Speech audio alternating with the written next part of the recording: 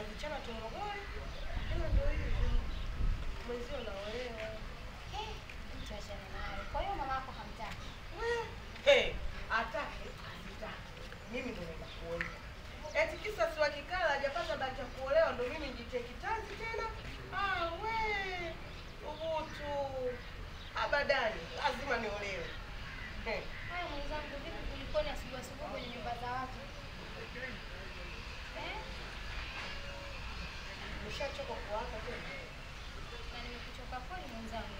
Maana nimechoka kusikiliza maneno yasiyo kama hiyo. Shoga kazi kidogo. Kazi shoga itaenda. Mimi najua kabisa. Wewe hujapendeza mimi kwa mara moja. Lakini ngoja nikukumbushe kitu kimoja. Hivi mnakumbuka kipindi kile mimi nimeanguka kwenye mapenzi na Omari Muzorojo? Mlikuwa mnanicheka. Lakini yona Mwenyezi Mungu alibariki. Mungu kanishushia mwanzo wangu. Mwenzangu, mbona unakutoka maneno? Fanya uende bibi. Naolewa kwenye nyumba za watu. Naolewa, najua kinakuuma lakini ndio uvumilie udugu, naenda kuolewa na Mwarabu.